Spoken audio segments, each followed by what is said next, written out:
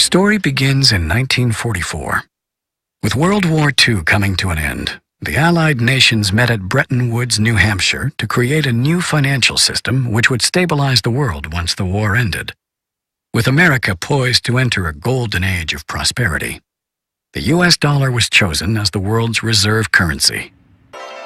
Under this new system, countries agreed to fix their currencies to the U.S. dollar, and the U.S. dollar would be tied to gold at a price of $35 per ounce. This meant that countries around the world could trade their currencies for U.S. dollars, which they could then exchange for gold. This created a system where all currencies were essentially backed by gold.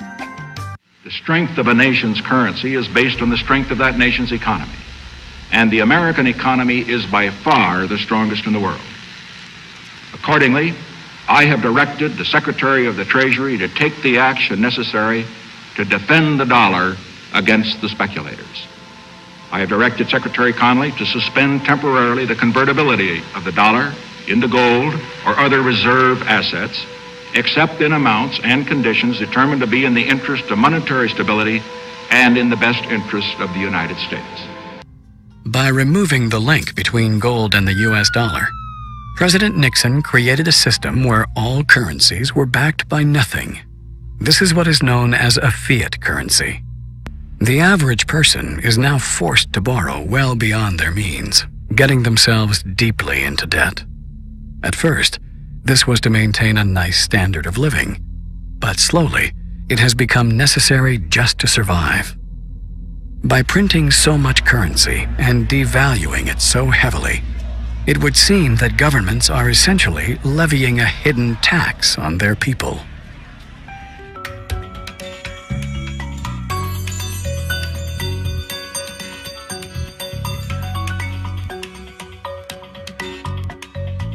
There have been dozens and dozens of currency collapses since the end of the Second World War, and they all result from the same thing, bad policies, bad management.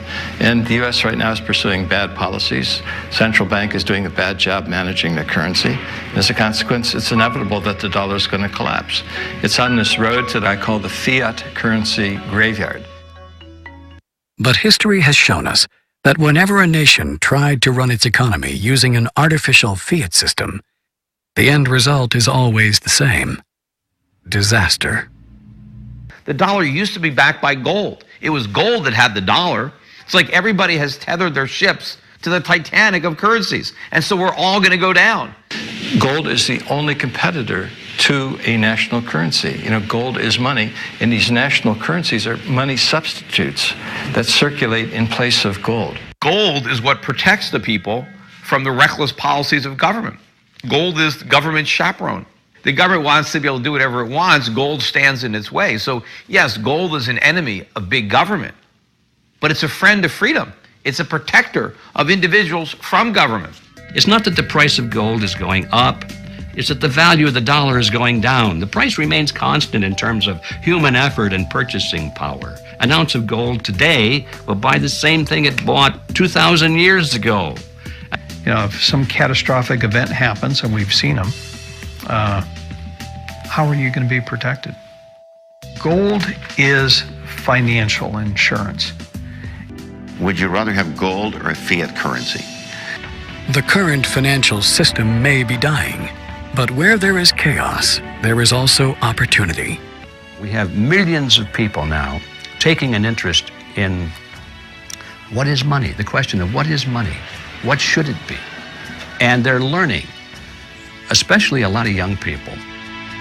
Time for the people responsible to wring the last few dollars out of a dying system, but also for those able to see the cliff edge approaching, time to protect themselves and their families from the imminent plunge. And in the end, that time may prove to be the most valuable commodity of all. There are these brief moments in history where the safe haven asset for the last 5,000 years simultaneously becomes the asset class that has the greatest single potential gains in purchasing power. We're in one of these cycles right now where money is the best investment. Get out of currency, buy money, and you're probably going to be able to buy a whole lot more stuff later. Don't let the banks and the brokerage houses and other people guide all of your decisions. Find out what's going on for yourself. Empower yourself.